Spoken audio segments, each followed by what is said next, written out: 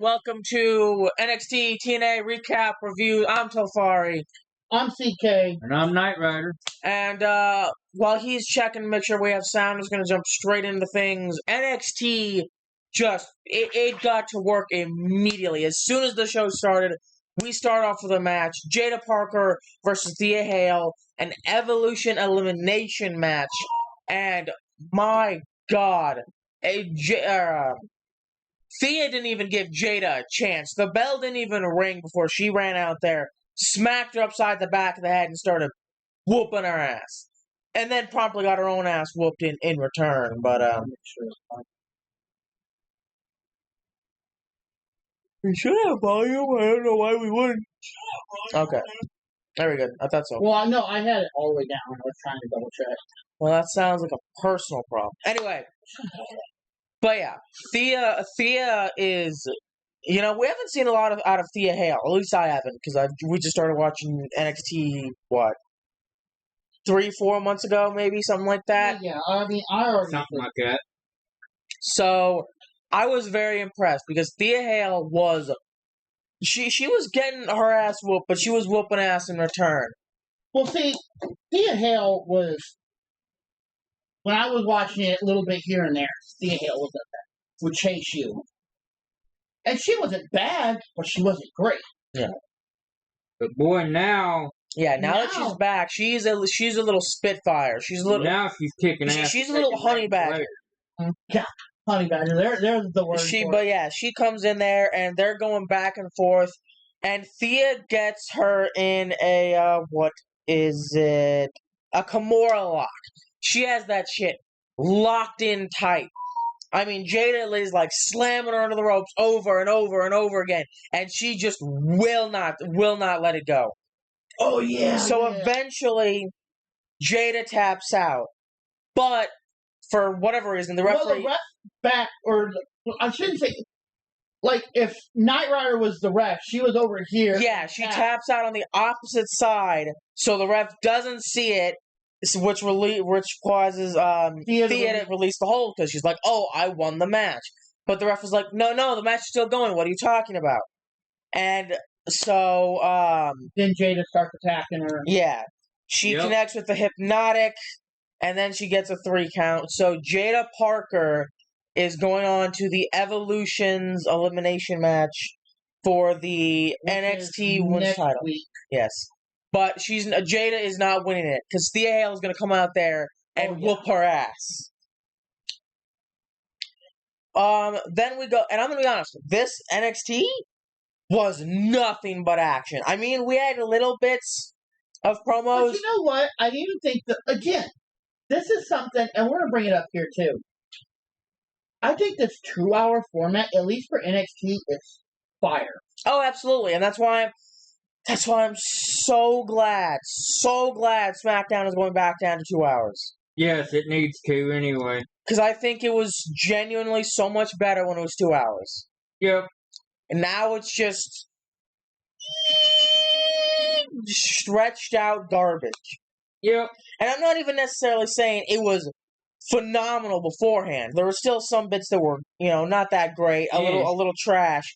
But now it's just taking the little bits of trash and making more trash. So. Yep, exactly. But they're still good anyway. Anyway, we go on. We see the backstage with Elijah, Briggs, and Imahara. Yep, they're all talking. And then of course, First Class. Yeah, is back there with AJ Francis and Casey Navarro. Yeah, Briggs is like, I can't wait to get my hands on Trick Williams in First Class. Inamara says that they're doing for an ass kicking, and Elijah says that the First Class are the worst, and they make TNA look bad for teaming up with Trick Williams, who continues to disrespect, their championship. So Hill's gonna go tune up his guitar, and he'll see them in the ring. Then Hank and Tank join in. They say that on the other side of the 6-man tag team, Briggs and Namara have a shot at the NXT Tag Team Championships. And then Oba Femi walks by. Hank and Tank saying, we loved your match last week. Oba says that Jasper is the strongest competitor he's ever faced, but he shows him why he's still the ruler, and that's not going to change anytime soon. And then Trick has the audacity to come in there and try to flaunt the TNA championship in front of Oba Femi. Yeah, he's an idiot. And Oba just kind of, just like, sure, buddy. And Hank and Tank were so confused. They're like, wait, that didn't make sense. And I'm like, that made perfect sense. I got confused by their confusion because I didn't know why they were confused. For Hank and Tank. But I want to see more of my boys, goddammit. This is what, the second time, third time maybe we've seen them since they've won the titles? Where are they? They were out there practically every single week for like a month before they got the titles, and now that they're champions, we hardly ever see them. Anyway. But then, you want to talk about confused. Blake Monroe, what do you call it? Okay, so look. Oh, Fallout porn. Yeah, it reminds me of like, if you've ever played like Fallout 4, or maybe other Fallout games, but you've ever seen like the old like animated Fallout guy, the animations of him, like the special stats and all that.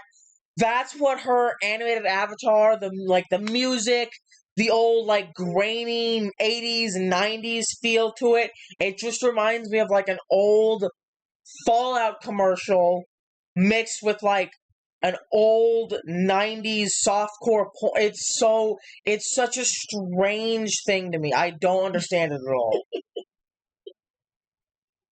It's so strange. I don't get it. Like, I'm not It's supposed to be glamour and I'm just confused. Like, why am I getting softcore porn vibes from this? And why am I reminded of Fallout? Okay, I don't understand it. I don't. Like, I'm not even... Once you said it, like, the porn and the Fallout, that's, like, all I can see with it now. And maybe a little bit of Bewitched in there. Yeah, a little bit. But, she had a little video vignette thingy, and I'm just confused again. Like, it was the same thing, like, oh, she's glamorous, she'll punch you in the face, and it was just her, like, walking around in nice clothing and, like, taking bubble baths. Like, I don't know anything about her. I just know that she's supposed to be glamorous, and she really likes taking bubble baths. That's it. That's all I know about her. She's taking bubble baths just like Bigfoot. What? You know what? I'm even more confused. Let's move on. Hold on. That Dynasty Revival. Okay, I know it's way off subject. But in the last one, Sai said he saw Bigfoot. He was sitting in the lake with bubbles all around him. And they're like, are you telling me that Bigfoot was taking a bubble bath? And he's like, yeah. Even Bigfoot has to look good sometimes. And they're like, and if you know anything about Duck Dynasty, we've told you a little bit. Sai is Sai. I mean, Sai's a if little anybody's special. watching this and you don't know Duck Dynasty, I mean, to be honest, I feel like Bigfoot would really enjoy a bubble bath. Could you imagine? You know, we get dirty, we get like gross and stinky. Imagine that, but with like 30 pounds of fur hanging off your body. He probably gets so icky and muddy and gross. He'd probably love a bubble bath. Anyway, moving on. Yeah, way off subject there, but it was just that moment of like the bubble bath. Yeah. But moving on to the second match of the night, Kalani Jordan versus Lash Legend in an Evolution elimination match. And, you know, I'm going to give Kalani a lot of props. Because I was going into this expecting it to be a slaughter. You know, Lash Legend, she's bigger, she's powerful, all this. But Kalani gave her the business. But you know what? Like I said, I know Kalani is a face. Like, and I've said this. Lash Legend is cool. I'm not saying she's like Julia, Stephanie, Io. I haven't seen anything too impressive out of her, in my opinion. Like, she's a big girl. She's naturally powerful, but in terms of like I haven't seen anything that's like, wow, that's really impressive to I me. don't know. I like. You just lay down now. You're being. That's just me. But like I said, these two are actually no. This man, I forget. This man, no, it's not. No, it's not. But yeah. Legend is shoves Jordan right as soon as the bell rings, Yeah, she's up on her face, shoving her to the mat. smacking her, and But we get back into it. At the end of the match, Jordan goes for the 450 splash. Legend gets her knees up, and then she connects with the bougie blast. Yeah. She picks up the victory. So she's now moving on to the Fatal 5-Way, I believe it is, right? At Evolution. Yeah. And then we get Tony D'Angelo backstage. Lucia kind of walks up to me and is like, Tony, we need to talk. It's like, no. We're not talking. I can't trust you. Meet me out in the ring. Yeah. So they go out to the ring. Tony D'Angelo gets into the ring. And he says, see, as the Don, you have to be aware at all times. You got to keep your head on a swivel. You got to be aware of enemies coming at you from every angle. You have to be aware of being stabbed in the back. Now, a few months ago, Stax stabbed me in the back. Rizzo went into hiding, and Luca got clipped. Or so I thought. See, listen, I don't know what the hell is going on right now. Up is down, down is up, whatever. All I want from Luca is his trust and his loyalty, and I'm not getting it. So, Luca, you're going to get your ass out here, and we're going to talk man to man. And then Luca comes out, and he's like, whoa, T. This is how you want to do this? Yeah, it is. Listen to me. If you're going to lie to me, and you're going to lie to all of these people out here. Tony, I'm not lying to you. Okay. Then what happened with you and Stax in the desert? Tony, I told you. We got out of the SUV, two guys zip-tied me, and they put me in the trunk of a car. I don't know how long I was there for, but they stopped, and they let me out. Well, what did he say to you? Stax looked me in the eyes, and he told me it was my lucky day. And he takes my phone, and he leaves. Tony, I was out there, not a human in sight. Okay. Let's say that I believe you. But you came out to Battleground and stared at me like an idiot. Can I trust you? Damn right you can. Then why didn't you hit Stax? Why didn't you help me out? What were you doing? Maybe I should have, but T, I didn't know what to do. We lost the Stand and Deliver. You were pissed. Hell, I didn't know if I was going to make it out of the desert alive. Tony, I'm a concierge. I'm supposed to advise people, tell people what decisions to make and what decisions not to make. This is the first time since joining the family that I had to make a decision for my own team. Wiz is usually my sounding board, but no one's heard from her. All right. Enough. Listen, they said the eyes never lie. So I want you to look me in my face right now and tell me, are you with Stax? You want my answer, Tony? I promise you. And then before he can say anything, Stax comes out to the ring with two little goons. He says, Tony, you're still out here seeking the truth? You are pathetic without me. You got the truth, you just don't want to accept it. Luca is your conciliere, but yet you don't believe him. Luca, in all the years we've known each other, have I ever not believed in you like Tony D has for the last month? Have I ever questioned you? Questioned the loyalty? Luca, there's a reason I saved you from the desert in Vegas. It's because you would never be good enough for Tony D's conciliere. Luca, you know what to do next. And then Stax and his goons jump into the ring. You know, Tony's looking back and forth between Luca and the goons. And then he starts popping off. They start fighting the goon and Stax. And Luca starts hitting them. And he starts hitting Stax. And he goes to hit Stax. And then Stax ducks underneath it, and Luca pops Tony right upside the jaw. And he's laid out on his ass, and Luca's flipping the fuck out.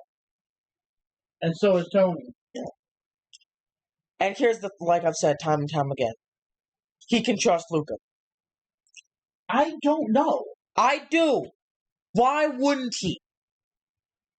Give me one singular reason why, if Luca wasn't already working with Stacks, they just jump his ass right here. Unless Luca is convinced in the future to go work with Stacks, which I don't know if that's going to happen. I think Riz is. That I could see. But Luca, he's trying to help the Don. If he wanted to backstab the Don, they would have done it right here tonight.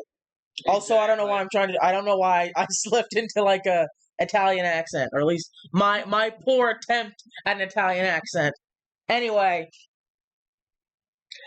But then again, oh God. We have First Class backstage, and they're like, Trick. Casey Navarro's not medically cleared to compete. Yeah, and Trick is not happy. He's like, you tell me this just now? But then AJ, for instance, like, First Class doesn't present problems. They present solutions. Casey can't go tonight, but they found someone who can. And then Wesley walks in with the high rise, and Wes like, look, Trick, I know we have history, but nobody knows TNA like I do. History aside, it's good that NXT superstar is holding the TNA World title. And Trick's like, you know what? I was wrong. There was no excuse for my behavior. He's down with the high rise, and then it's just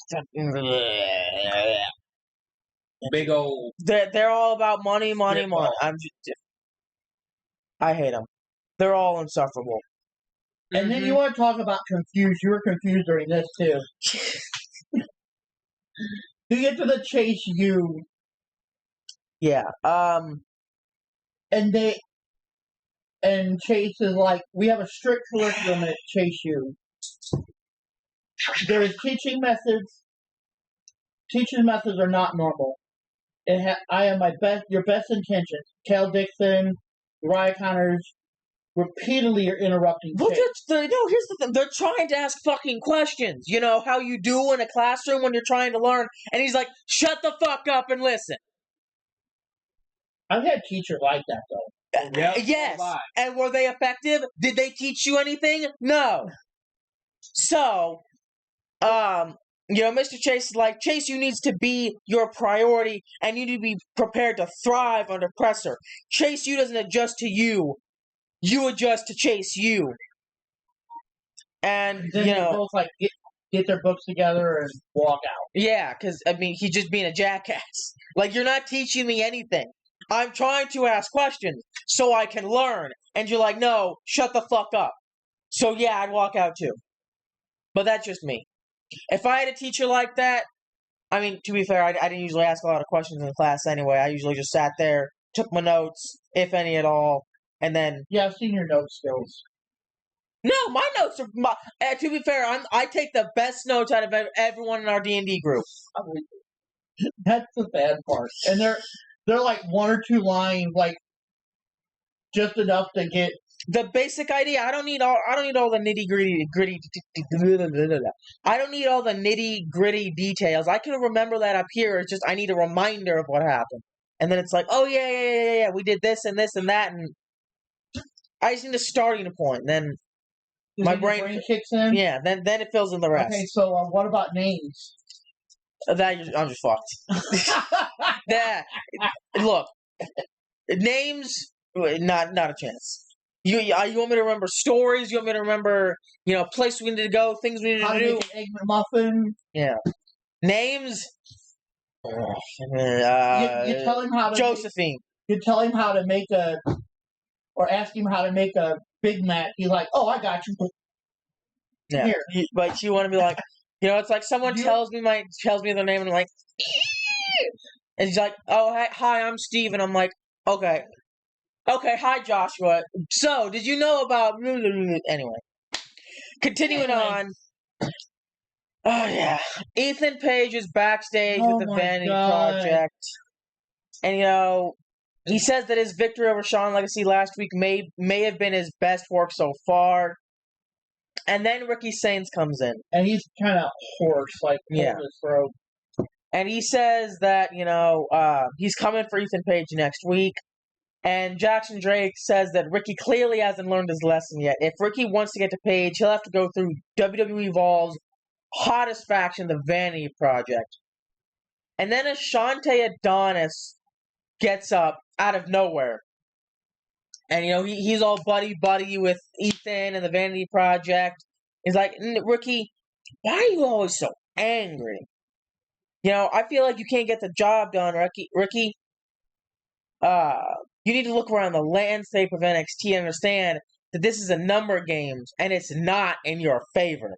And Ricky looks behind him, and he's like, I don't think it's in your favor either. Adonis looks behind him, and the Ethan, the Vanity, they just fucking left his ass. High and dry. They're like, he can deal with it. Yeah. So then Ricky tells him that he'll see him very soon, so I'm assuming that's probably going to be a match for next week. And then we get Javon Evans, Tavian Heights, and they're talking backstage with Ren Sinclair. Yeah.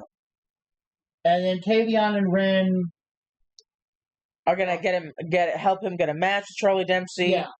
Ren says the discussion with Charlie is difficult. It requires nuance. And, she admits that she didn't talk to Charlie, and Javon gives Jasper Joy his pops. Oh, yeah, Jasper walked by, and he's like, you did good out there last week. Yeah. I was impressed. But not as good as the young OG. And Jasper's like, get out of my face. Like, once again, do you need to be humbled further? Because I would love to see him go up against Javon Evans. So, coming out there like, oh, I'm going to whoop your ass. And then get his ass whooped. Your boy bouncy. Yep. You might be big and strong, but you ain't bouncy. Like I said, the living, breathing embodiment of Tigger. But then, Charlie gets there, and Tavion Heights says that he no longer wants to be in the No Quarter Catch crew. Charlie tells him to have a match with Javon. If Tavion can defeat Javon, Charlie will let him leave the No Quarter Catch crew. And then Javon says that Charlie needs a hug. And Ren gives him a hug, and he just looks confused, like, ugh. She's not bad. I like a hug from her. And then we get the Blake Monroe. She's arrived, and she's out, like, on a red carpet taking I seriously don't get it. I still know nothing about this lady except that she's glamorous, she likes to take bubble baths, and really likes having pictures taken of her. I don't get it. Anyway. But then we get to the third match of the night. Trick Williams, AJ Francis, Wes Lee with the High Rise and Casey Navarro versus Elijah.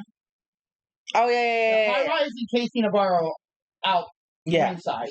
And then versus Elijah, Josh Briggs, and Yoshiki Inamura. And my God, this was a clusterfuck, just as you would expect. But it was a great match. It was. It was a clusterfuck, but it was an entertaining clusterfuck, if that makes sense. Like Cluster Truck. If you don't know, it's a great game. Anyway. You know what I'm talking about. Cluster Truck. The one where you have to go jumping from... You should watch it. It's great. Anyway. But yeah, I mean, everybody's getting in, showing off their skills, their power, their ability. But what's so beautiful about this is that Inamura is the one to pick up the victory, getting a pinfall on Trick Williams with his flying splash that he does, which just looks terribly dangerous. And both are good. Looks like, you know what it reminds me of? And I know you might not. No, but it reminds me of if you ever watched like Beast Wars for Transformers, the Beast Wars. I know. Optimus Primal, like one of his attacks is like this, like leaping, like like ground pound. Yeah, that's kind of what it reminds me of. That makes sense, but yeah, I mean, he's up there on the top rope, like, and then fucking, Yeah, he does like. I love the gorilla monkey. The like sumo-esque. Yeah. So Elijah, Josh Briggs, and Yoshiki and Amara win the match. And then, oh my god, this is a shit show. Tony D and Luca are backstage, bickering in Ava's office. The Don wants Luca to prove he's not working with Stax. He tells Ava to book Luca a match with Stax for next week's show. Excuse me. But Ava says she can't do that because Stax is having a shot at No Man Dar's Heritage Cup next week. And when Tony asks her why, she says because Stax reminded her the last person he pinned was a former Heritage Cup holder. And she also mentions that his... Okay, how do you actually... Consigliere, that's it. Consigliere was the one who made the match possible. And the Don, he obviously assumes that it's Luca, and Luca's like, I had nothing to do with this. Tony, please, you have to believe me. And then they walk off, and that's why I'm saying Riz. Oh yeah, absolutely, it's Riz. Because I know it goes back to what I said last night, or not last night, but Tuesday. Goes back to what I said. One, actually, there's 2 points to it. One I just thought of. One, if you remember when she was in the hotel room with Tony, it's like if Stax came back and told me he was sorry, and however they worded it, she's like, I'd run to it. Yeah. So that makes me think it's her.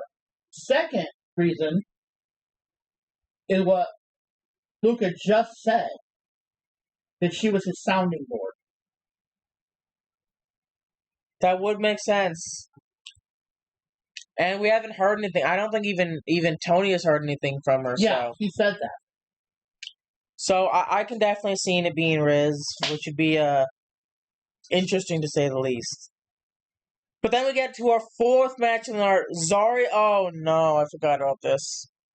Zarya with Sol Ruka versus Izzy Dame with the Calling in an Evolution Eliminator match.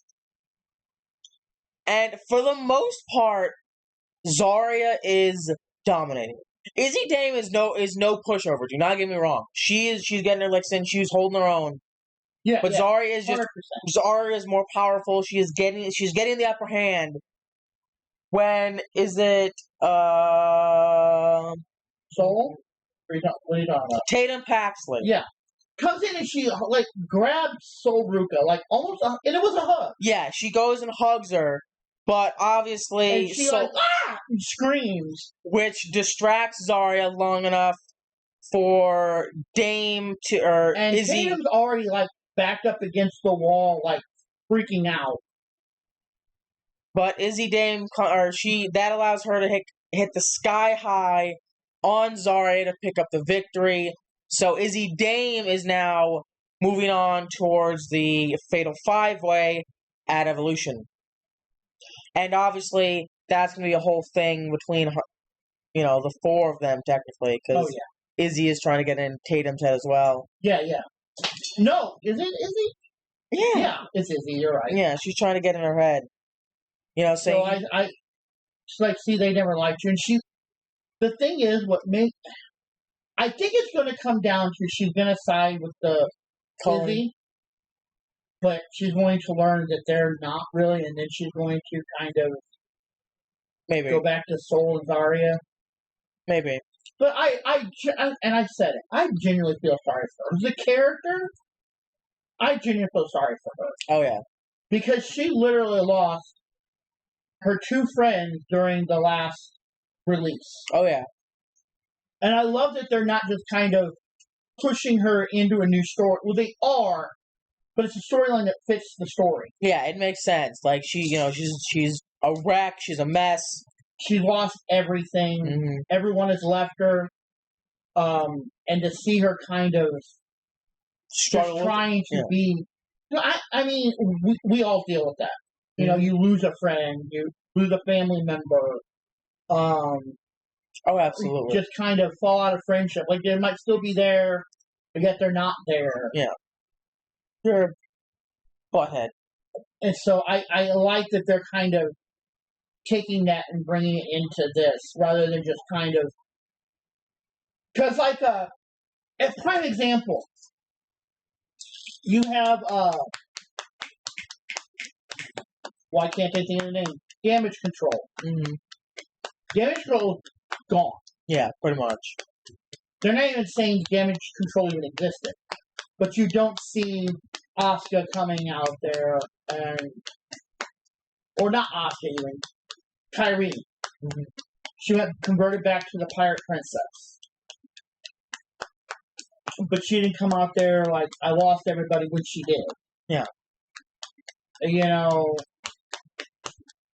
I think it's definitely an interesting. And that's what I'm saying. I like that they adapted the story to kind of fit with what happened, yeah. But then we go backstage, and Inamara tells Briggs that he's willing to give him his shot at the TNA World Championship. Inamara wants Briggs to look at the bigger picture. Briggs as TNA World Champion, and Inamara as the NXT Champion. Do I think that's going to happen? Not a shot in hell. However, it would be really cool. It would be. But then we get to. But I don't see Inamara taking that title off of Oba. No. Although it would be a good ass match. It would be a great match, but I don't think he's gonna pull that one off, Chief. He's a fireball, right? But I think Oba eats fireballs for breakfast. Down, buddy. Down. Good boy. Go on. Then we get to our fifth and final match of the night. Jordan Grace versus Lola Vice in another Evolution Eliminator match. And this match was just great. It was. These two, like I've said, I love Jordan Grace. But Lola Vice is really starting to impress me. Especially when she teamed with Stephanie at World Collide. Oh yeah, she's like a little pit bull. You know, she's got the strike, she's got the athleticism.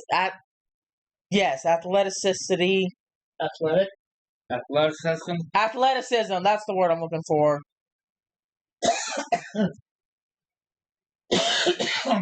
But yeah, Jordan picks up the win. But I agree, I was very impressed with Lola Vice. Mm-hmm. Like I said, I mean, I love Jordan Grace, but Lola Vice is kind of starting to impress me. Oh yeah, I would have believed if Lola had pulled this off. But again, we go back to the Tatum Paxley.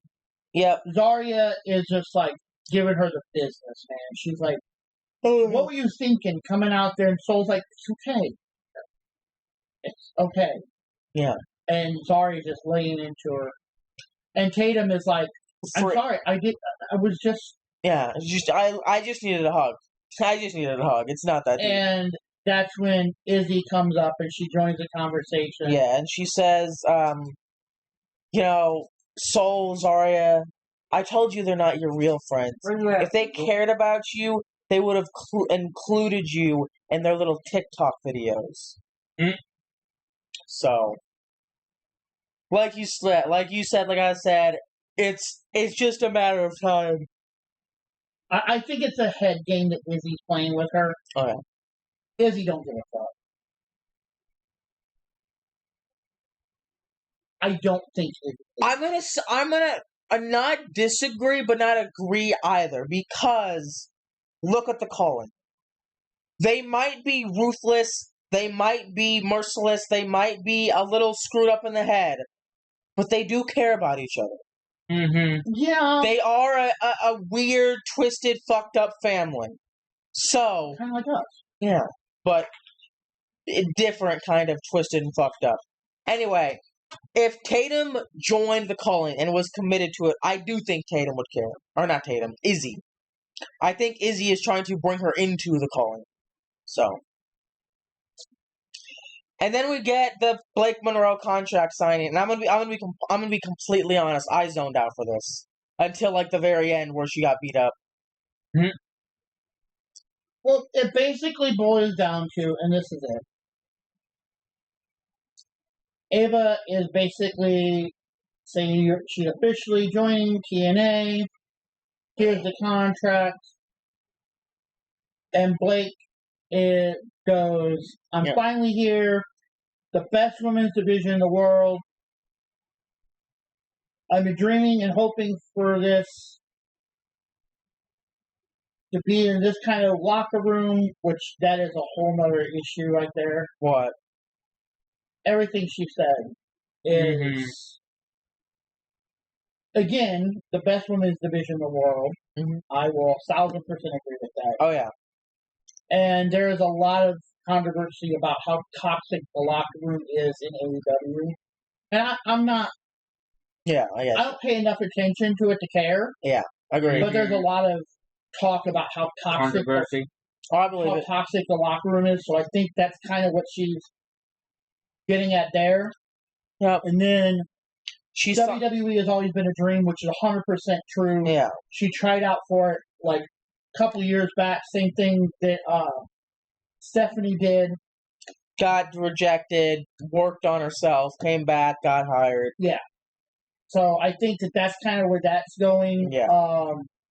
But she's basically like, yeah, the locker room is mine now because the glamour raised the bar, turns head, and redefines what it means to be a star. So, ladies, I'm sure you're listening. The spotlight is now firmly on the glamour, Blake Monroe. Mm-hmm. She signs a contract, and then Fatal Influence comes out. And JC Jane starts off. She says, Ava, darling, yeah. Quick question for you. Why are you out here kissing the newbie's ass like this? Because the last time I checked, Fatal Influence has been running this division all year. And did we get any celebration for it? Fallon, did we get anything? Nope. And I mean, not one. Sure.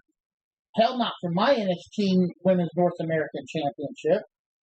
And then Jasmine Nick says, of course not. And Blake, I won't lie.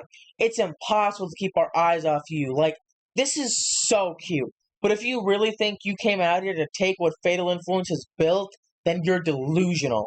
And then Blake chimes in and she's like, oh dear. The rumors are true. Fatal Influence are so insecure and they're bitches. And then JC says, okay, all right.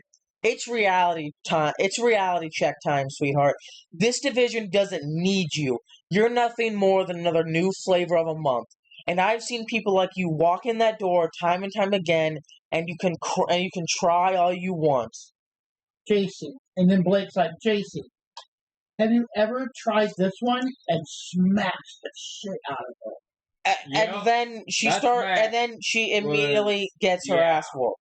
I mean, she starts brawling with Fallon for a little bit. She hits her with the forearm shivers, and then she drops Blake with the rolling encore. And then Fatal Attraction just. What did she like? What did you expect? Fatal Influence jumps in and just. They put her through the table. What did you expect? Exactly. This was look. The glamour, for all the glamour and whatever, she might not. I guess it's all glitter up in her brain. Because that was the stupidest decision she could have made. You got a glitter brain. Or maybe it's all just bubbles up there too. Maybe I don't know. Because that was bubbles and glitter up. Because that was dumb as shit. Okay, Kyle. Tafari's sitting here being like, when I'm a wrestler, that ain't happening. Because it would be a different story if they were like, like already surrounding me, getting ready to jump me. It's like, all right, I guess I don't have a choice in the matter. And then punch him in the face and try to fight out of it. But they were just out here talking shit. You're the one who instigated the fight and then immediately got jumped and whooped for it. So, I mean, that was completely on her. But I think what they were trying to do with this, good or bad. Detected at front doorbell. Cat. Yeah.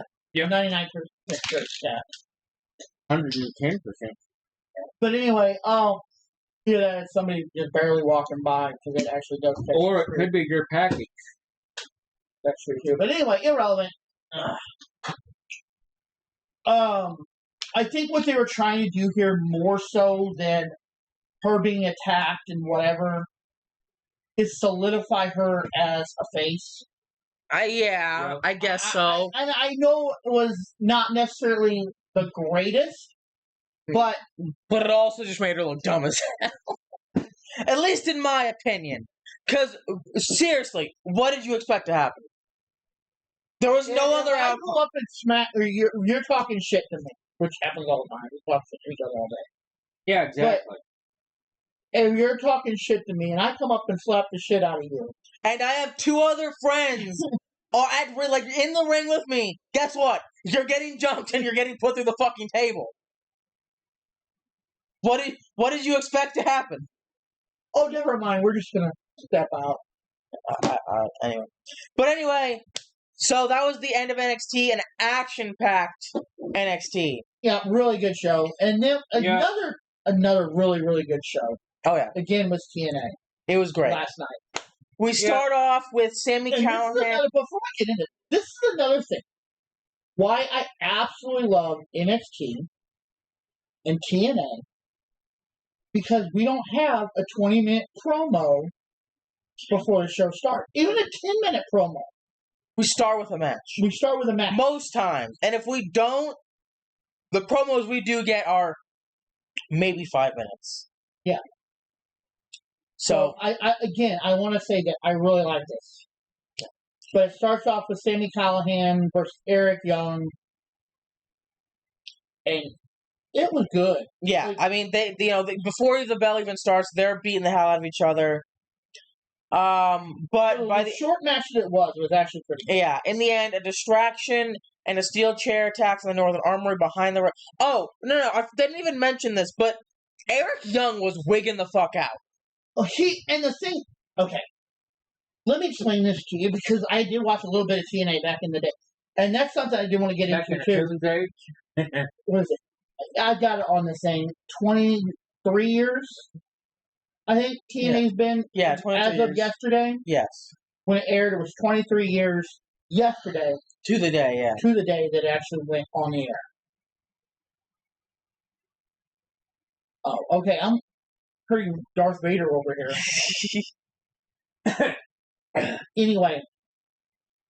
Eric Young has always been a little unhinged. Yeah, but this is not unhinged. This is delusional, and not even like Liv Morgan levels of delusional. Like delusional to the point of insanity. Like he's going out there, and because the referee, does it like he hits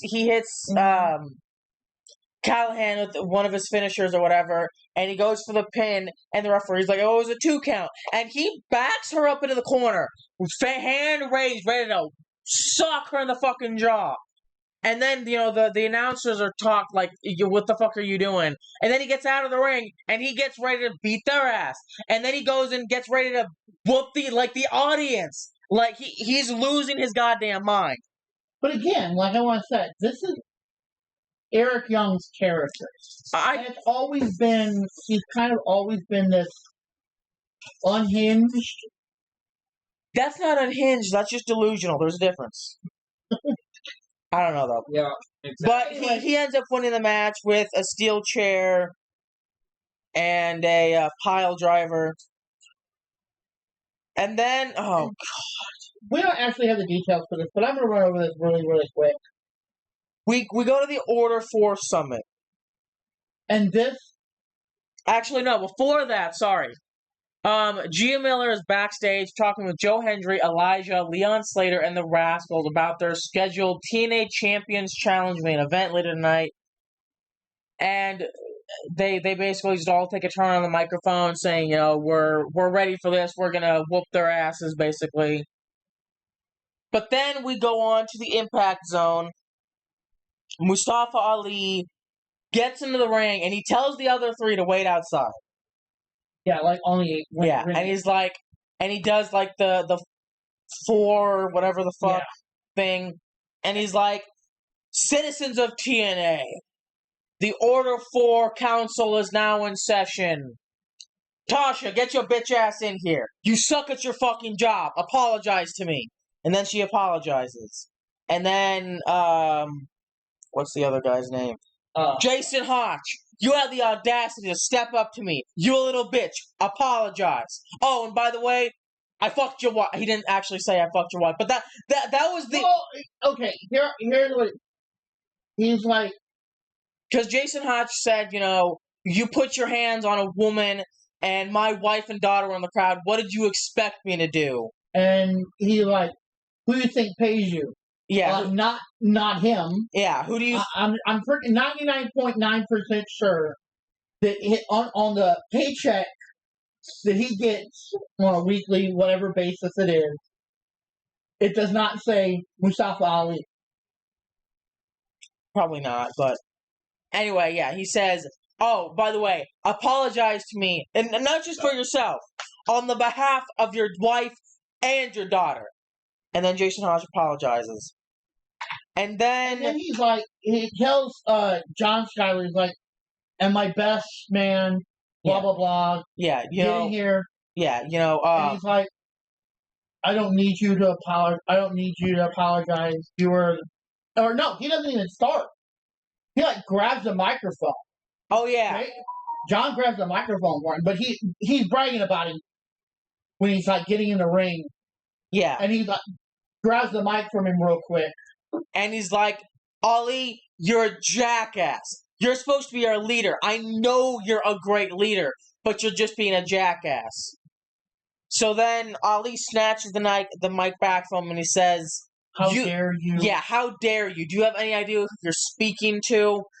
You need to apologize. In fact, get on your hands and knees and he starts to bend down and he jumps right back up and he grabs the microphone. He's like, no! Yeah. And then Mustafa gets in his face and he pushes him and then he pushes him again and Hodge comes off the ropes and boom! Hits him with a fucking clothesline. Sends him spiraling out of the ring. Yep. And Mustafa Ali grabs another microphone and he's like, how dare you? Actions have consequences and next week it's me versus you in a call to arms match. Skyler. Yeah. And we have I have no idea what that means. No, nobody does. Yeah. Even the announcers are like, what is that called? I would assume... What? I wonder if Google would know. I know, it's the first ever of its kind. I would assume the entire idea behind it is call to arms, meaning he's going to have the other two run interference for him, basically. Yeah. And whoever wins, calls the rest to arms or whatever, or something like that. Or maybe he just brings out his fucking goon squad. Because I always found it so weird that whenever the Order 4 comes out, there's also just stock NPC goons lining the ring as well. Yeah. Order 4 isn't enough. We have to have the stock and the Google image bodyguard standing out there. Uh-huh. Oh my god, this was a fucking nightmare. Ash and Heather by Ellen. Versus Li Yang Li and Masha. What the fuck was the beginning of this match? Because it starts with... Not shit, but I'm talking. Ash, I believe. She gets in the ring, and she's going against... And she's going against... They kept switching back and forth. Because neither of them wanted to get their asses whooped. Because Li Yang Li comes out of the corner, and she's doing fucking flip kicks and roundhouses. Not getting anything. She was ready to take their heads off their shoulders. And they're tapping each other. They get out of the ring. They stand up in front of her for a second. And then... Get out of the ring. Tap the other. And then Ash, I believe, gets out of the ring, grabs her phone, and I think it was meant to be Google Translate or something, trying to speak to Li Yang Li. I think that's what it was, because they were talking, the ring announcers were talking about how, those translations are only 96% accurate, or something like that. But yeah, she literally gets into the ring with her phone and, holds it up to them. But up until this point, by the way, nobody's thrown a punch, or nobody's landed a punch, I should say.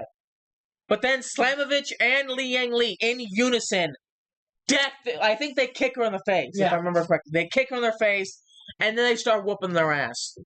But of course, you have the concierge, you have M, stupid-ass fucking name, M by Elegance. They have them getting involved, helping Elegance get the upper hand. But it doesn't matter because, it's probably the two most dominant women in TNA right now on a tag team. So they're still whooping their asses until I called it. Killer Kelly just comes down, not even down the ramp. She But kind of just stands on like the stage. But yeah, it's enough to distract Slamovich and allow Elegance to pick up the victory with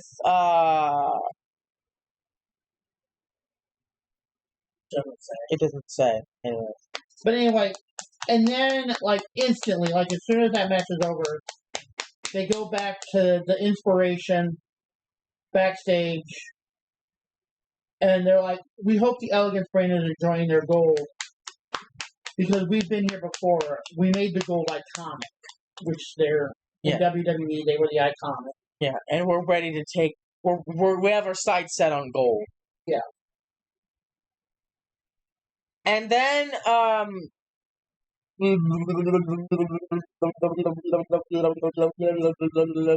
god, fuck, brain. We got. They didn't even bring this one up either, really. Oh yeah, here we go. Brain, not name. Santino? Yes, thank you. Santino Marella comes out and he calls out Tommy Dreamer. Tommy Dreamer, his long-term friend. Apparently they had he had some beef backstage last week with Mance Warner. So Mance Warner and whatever her name is come out. Yeah, see, you despise them, and yet you remember their names more than I do. Because I despise them that much, and she was talking. All I heard was... That's all I heard. And that's why she gets paid the big bucks. Anyway. In fact, I think I would have rather heard the nails on chalkboard.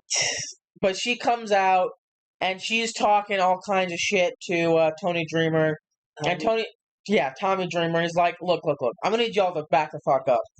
Because I know, I'm on the latter end of my career, it's not my time to shine anymore. And then Jake something comes back. And I have no idea who this guy is. I don't know that one. But he comes out and he whoops Warner's ass, basically. Throws him out of the ring. And then, that's basically the end of that. Then we get our TNA injury report, which is so nice. I enjoy this. Yeah. But when we come back, Santino Marella comes to the... Alright, he comes back to the ring, and he says it'll be Mike Santana versus AJ Francis in a street fight next week when Santina returns from suspension. Oh, wait. Yeah, they were just going over this. Then we get second best match of the night. Eddie Edwards and JDC versus Matt Cardona and the Hometown Man. A.K.A. Cody. Yeah. You are a pain in my butt. When Mr. Knight Rider, would you do me a favor and take the Dingledorf out? Because he's being a wine bag. I thought we should start streaming. Go on. It's been out before that. I mean, I took him home when I got home like 11:30 ish. Yeah, but we get him up before. Yeah, that's what I'm saying. Come on. But yeah. Sista makes their entrance. Matt Cardona makes his entrance. I mean, this is honestly a pretty good fight. It's not the best, but it was fun. It was fun seeing the Hometown Man come in there, whoop some ass. Thank you for closing the door. You mean the one that nice nobody day. knows who it is? Yeah. But everybody knows Person who it is? detected at front doorbell. But yeah, he actually manages to get the pinfall on Eddie after a roll-up. But as soon as the match wraps up, they attack the Hometown Man until Cardona stops them, and then him and Brian Myers have a face-off because apparently they have some history. Yeah. Myers doesn't want to lay a hand on him, but the other two don't give a fuck. They get in, they whoop his ass, and they just fucking stand with their dumbass little rings, acting like they did something, even though they lost the match. And then you get to probably if not the best. The best. It's not, honestly, not even close. Hold on, give me a second. It was definitely interesting. Yes. And I'm going to say interesting because it turned into a shit show, but in a good way. Yes. Because it's already a 10-man tag team match. So just. But you have Trick, Moose, the Nemesis, and then you have Steve Macklin. And the thing is, without Steve Macklin, that's all heels. Yeah, Steve Macklin was the only face on that team, and it shows. And then you have Joe Hendry, Elijah, Leon Slater, and the Rascals. So you're already with a lopsided team anyway. Oh, yeah. And it started showing pretty early, but it showed more as the match progressed. Yeah. That Macklin he wasn't dealing with it. No, he's not dealing with their bullshit. Because, I mean, honestly, it's going about as well as you could expect from a 10-man tag team match. It is chaos. You know, everybody, they're doing hot tags, quick tags, coming in and out. Leon Slater, for a long time, is just trapped in no man's land. Like, getting his ass whooped over and over and over again. You know, they distract the referee, and then the other 4 guys, or 3 guys, because Matt doesn't really do anything. But the other 3 guys come in and are just walloping him in the corner, choking him out. Yeah, and then finally he tags one of the Rascals. The Rascals get in there.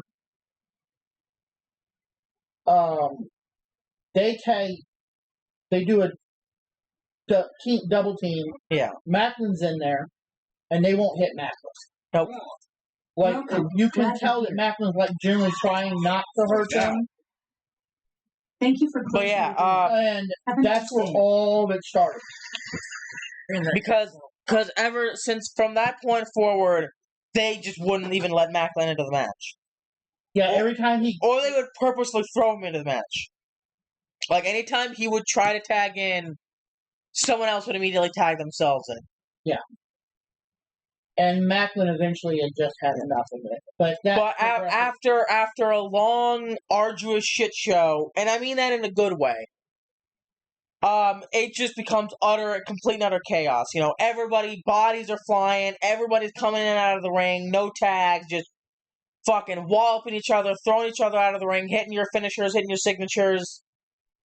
And at one point, Ryan Nemeth has the international? Yeah, Macklin's title, and is going to hit, I think is it Joe Hendry? I think it was. He's going to hit Joe Hendry with it, and Macklin comes up, grabs the title from him, and then, boom, smashes it over Nick Nemeth's skull, laying him out.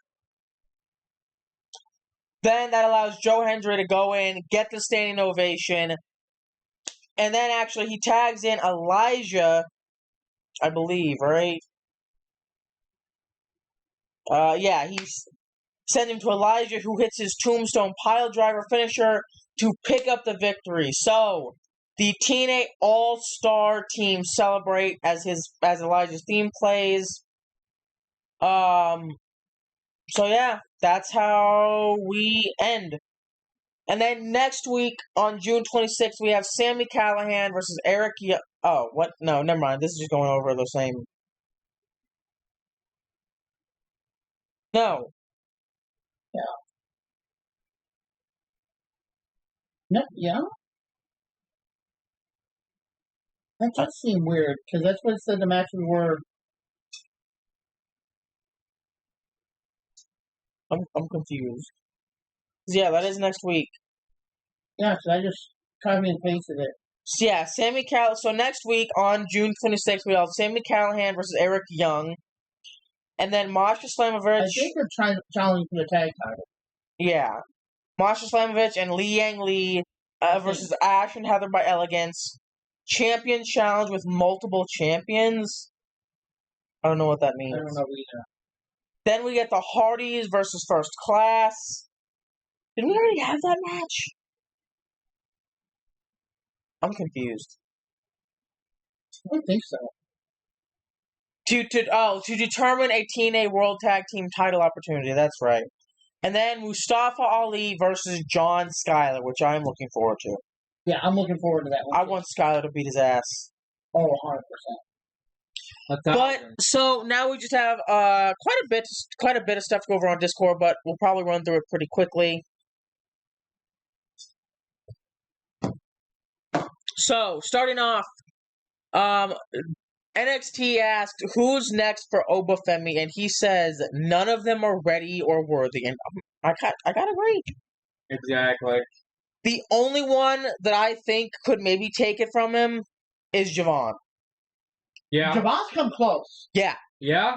He's come very close. Honestly, I think Miles Bourne could give it another shot, and I would be down for that. But Yeah. I don't want repeats. Not yet. In the future, maybe. We don't need a repeat of Raw and SmackDown. No. If you give us a repeat of that, oh my. Ooh.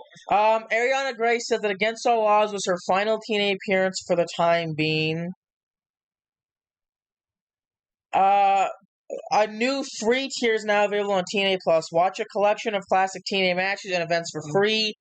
Stream the June 26th episode of Impact for free with the live sneak peek on Friday night, June 20th. Plus, a 24/7 free stream is coming soon. Fired. This is during NXT. Fire Def Rebel chants break out on WWE NXT after Jordan Grace enters to a new theme song. Yeah, we forgot to bring that up. But yeah, they were not happy. And the reason they said they did it was because it was too similar to Braun Breakers. Yeah. Yeah. Which, I mean... And I did catch this. Yeah, I remember you just saying this. AJ hits the fake out, and Corey accidentally calls him Top Dollar. Which was his NXT name. Yeah. This is what we were talking about. Jada tapping out, but the referee not seeing it. And we apparently have WWE NIL signings. TJ Buller, Titus O'Neil's son, Jacob Henry, Mark Henry's son, and Brock Reckensteiner, Scott Steiner's son. So, yo, that's going to be good. These are all going to be. If Brock is even half as good as his brother, he's gonna do amazing things in this industry. Mm-hmm. And right now, 3 contracted WWE wrestlers are holding a title from another promotion. We have Trick, the shit show that he is, and then we have Angel, won the AAA Tag Team Championships. And then we have the official poster for the Great American Bash in Atlanta. Do we know? No. I'm going to assume Javon Evans then. Yeah, probably. Yeah, this is something, we have quite a few posts about this, I'm pretty sure. Don't fucking blame Kyrie for Liv's injury. Look, this is professional wrestling. It is a contact sport. It might be fake, it might be storyline, but it is just like football, hockey, boxing. These are still real strikes. They are still out there. They are doing real athletic things. They are real athletes. They get hurt. It happens. If you want to go out there and blame the other superstar, shut the fuck up. And here's my opinion. This is not necessarily. A lot of people have been commenting on stuff like this. And this isn't necessarily people who are avid watchers. These are the occasional watchers. Mm-hmm. You know, that are bickering about this. Because they're demanding that Kyrie gets fired, that she's dangerous. And a little bit later, we'll get to what Kyrie actually says about it. But just shut up. Exactly, because if you're not going to watch it, 24/7. You don't even need to be boo-hooing about nothing. But Conan showing more love to Corey. He says, "Let me just put it to you this way," and this is the way it should have been. He was afraid not to be prepared, so he was very prepared. He's very professional, and he has more to say. Yeah, it's pretty long, but it was good. Like, it legit just kind of paints Corey in the light he should be painted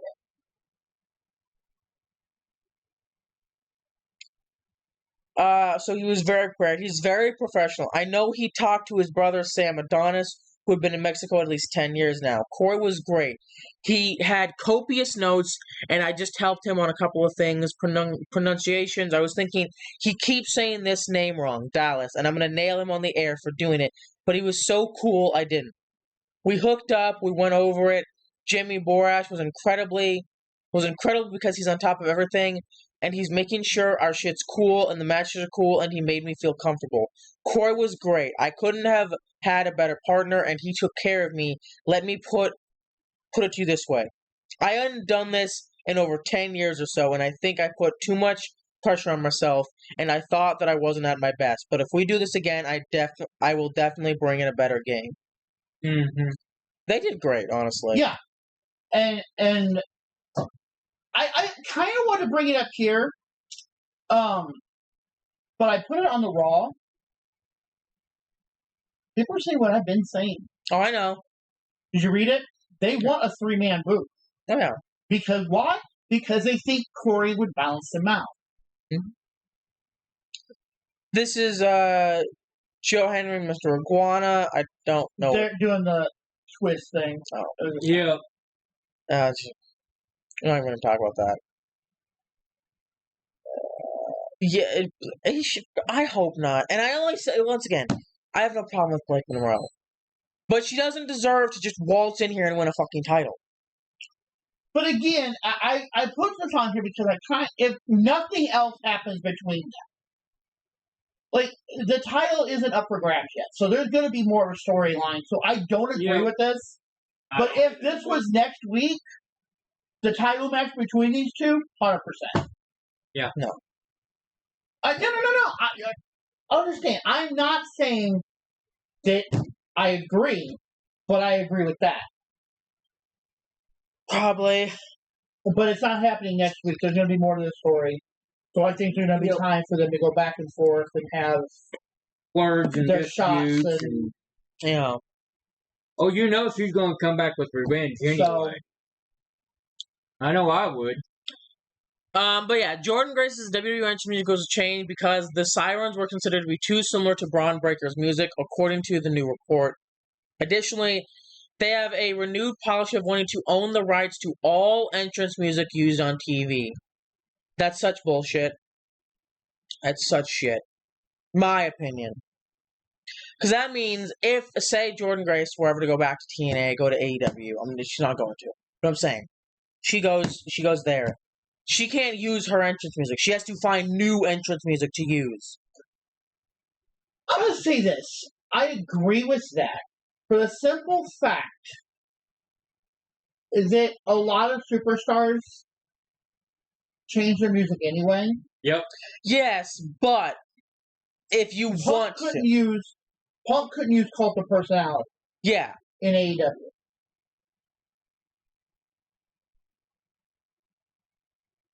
And it's not that WWE owns the rights to it. It's just WWE owns the rights to Punk using it for an entrance. I guess that's kind of how... It's dumb as shit. Anyway. On oh god, that's a lot of text. But Corey says to... not Corey Graves, Jesus. Cody Rhodes... And this is his daughter's birthday. He says, happy birthday, Liberty. Maybe one day it'll help. Maybe just my need to let you know. Nonetheless, I am so very proud of who you are and who you are becoming. Papa loves you more than you'll ever know.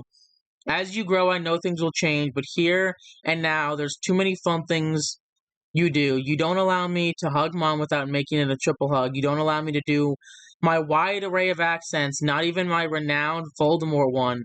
You are so gentle with old Faro and such a good buddy to Yeti. You're such a shining star in your class. You need to see every cookie on the app and favorite them without hesitation. Your lovely emoji-filled text I received when on the road, and I'm moved by your kindness to your young friends and all the family. You can't miss, and what I mean is that inevitably there'll be slips and falls, but just get up, just move forward, and you'll uniquely learn every time. Thank you for giving me June back. Never narrow your vision and never think small. I thought the peak of my existence was marrying your mom, hard to follow, or making the walk last while all the other boys had their boots off. But just the other day, somehow I was lucky enough to have you barge into my room at sunup to give me a Father's Day present, and that was the top. First words I stumbled across to say to you, which also were the last words I said to him as I placed you on the scale. On day one, remain true. There's nobody better than you. I thought it was just really cute. Yeah, that's really sweet. Yep. So, according to Wrestling Ops, according to several executives in combat sports and pro wrestling, the belief is that Vince McMahon will ultimately find himself involved in professional wrestling again. And speaking with wrestlers off the record, there's a great deal of support for McMahon, as many note that he is still highly regarded.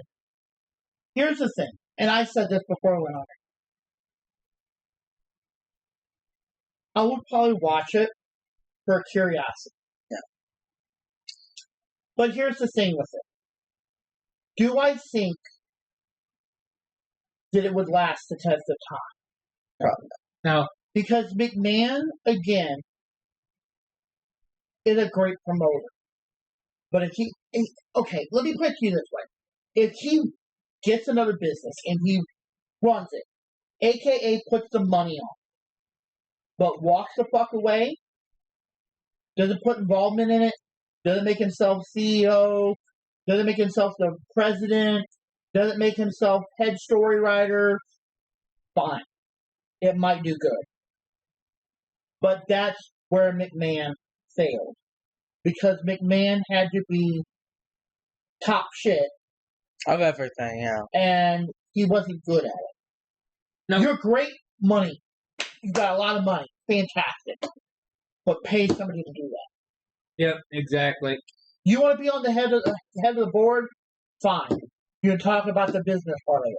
But keep your nose out of the day-to-day. I mean, to be fair, look at Triple H. But Triple H is doing good. He is, but I'm so you get what I'm talking. You get what I understand, and where I'm coming from is it's in a better place than what it was. Yes, it is. It is. It is. Granted, the Attitude Era was a bar that may never be reached again. Not for a long while. Exactly. And I would love for you to go back and watch like the whole Attitude Era, because that is when WWE was at its peak. And yeah, you can say it's hitting that top, and it's hitting the numbers now. But that was before TKO bought it, and social media was word of mouth, and WWE was hitting those marks. Mm-hmm. Yep. Because people were engaged in the stories. They were engaged in the things that were happening. Yeah, rather than, oh, look, famous person. Yeah. Anyway, LFG is returning this Sunday. So, yes. I am as well. Yes, chef. Damn it. I'm just remembering that Bailey is in season 2, which means she has a chance to win it. Well, no, I'm disappointed she's not already there. But she could go before to Jasper Troy. Yeah. Or not Jasper Troy, Cutler James. That's true. Which we ain't seen Darkseid in a while either. We have not, actually. You're right. I haven't thought about that. At least it's like 2 weeks or so. Exactly. WWE is yet to decide on the future of the Women's Tag Team Championships following Liv Morgan's injury. I have to pull this up and read it because there's more text than what it will say. And I brought this up here because I simply wanted it to be out before. From what I was told, the key meetings have not been held yet as of what to do, so that's where it stands right now. Obviously, changes are going to be made. The meetings are probably going to be tomorrow, Thursday.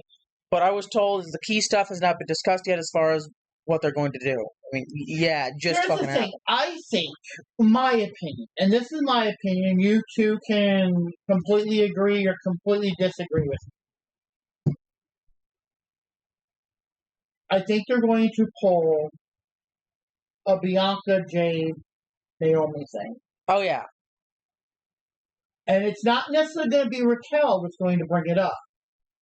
It's going to be Finn that's going to bring it up. Oh, absolutely. He's going to be like, we need to keep these tag team titles in the Judgment Day. Roxanne's right here. Yes. I think that's the only logical conclusion. Yep. So, I think that's going to be, and then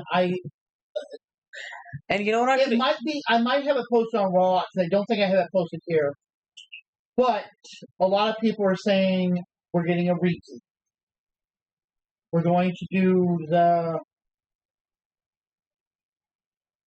Rhea Liv thing again, only this time it's going to be Liv and Roxanne.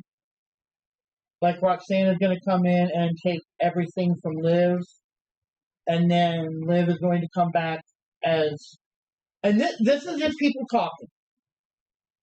And I kind of want it, but yet in the same sense, you don't. I don't even know if I don't, but I don't see WWE being smart enough to do it. That's very fair. Exactly. But you have Liv come back, be a face. Mm-hmm. Raquel and Roxanne keep the titles. Yep. Like until Liv gets back to 6 months, whatever. Yeah. You know who takes the titles from them? I know who you're going to say. Liv and Ripley. Yeah. That would be a great ending to Judgment Day. I don't know if it would end Judgment Day. Oh, it would. I think that would be a great way to just put a nail back in the coffin. Yeah, another nail in there. But how long are those two going to last? Who? Liv and Ripley. I understand that, but I'm just saying. I think it would be great to have her come back and be like, you know what I did was dirty. But we need to take them out. Now I understand why you need to take them out. Yeah. So, me and you know what they are like. We know what they're capable of. We are the only two that can take them titles from them. Yeah. Yep. And yeah, I gotta book the women's division better. Please. I saw that and I was like, exactly. And this is not necessarily NXT. No, NXT's doing great. This is main roster. Honestly, I feel like the women's division is doing okay. It's the men's roster that needs the fucking help. We're getting Jey Uso versus Gunther for the 50 billionth time. We're getting fucking Gunther versus Goldberg, a 60-year-old man for the fucking title. Which is stupid. And also, either way we go, we're completely screwed. Because we either get Cody Rhodes versus John Cena, or we get Jey Uso versus Gunther. Or Sammy versus Gunther, or Randy versus Cena, or Cody, or Randy versus Cena, all of which we've seen before. Yeah. Within the past, 6 months. Exactly. So it's back to back fucking bullshit. And that was yesterday. Happy birthday to Masha. Yesterday was Masha's birthday. And congratulations to... We didn't bring up that she was pregnant. But I wanted to bring this up because they also announced that she's having twins. Well, congratulations to these Congrats. two. I mean, so here's the thing. And this is the part that really just messed me up. And I know he's not old, but he's older. He's probably pretty close to my age. If not a little bit over. Oh, boy. But here's the thing. Look how old Rob Van Dam is. Yeah. See how old Rob Van Dam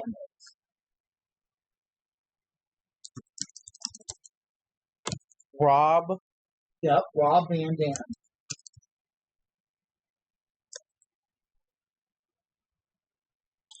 $54. Yeah, so about my age.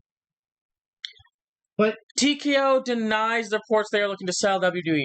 The stories of Vince McMahon somehow buying WWE, and I even saw a line of story about how TKO was looking to sell WWE, and it's like, aside from that being denied all day, TKO has just saved between $100 million and $150 million by essentially removing so many jobs and things like that, because they could operate UFC and WWE with the same office stuff.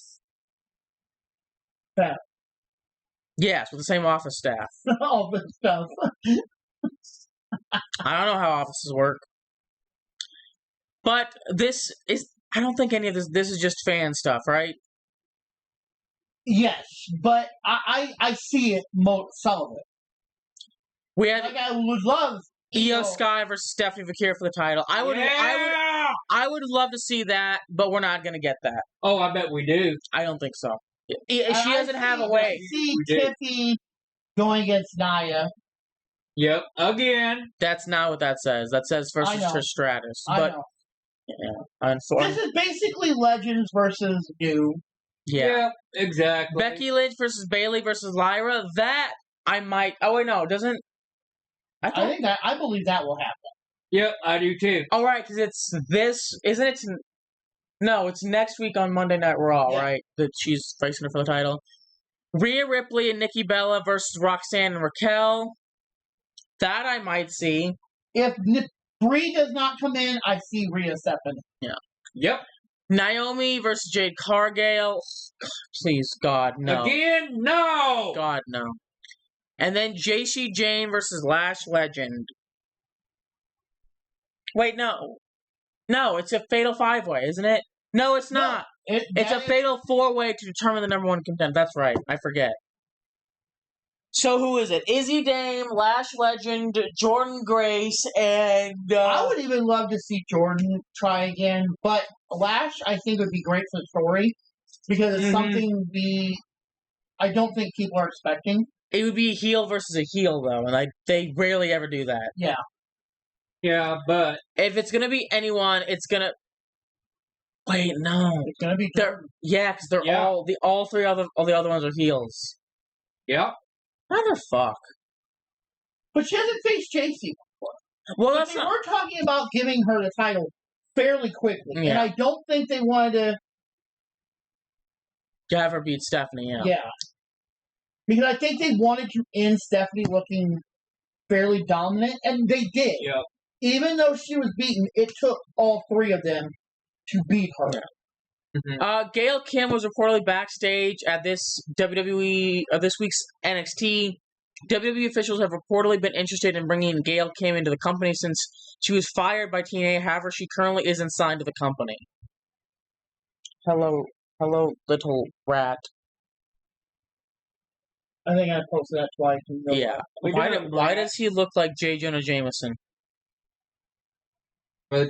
And then this is the last thing for today. We have Asuka versus Alexa Bliss. Can I just say this? And again, I want Asuka to win.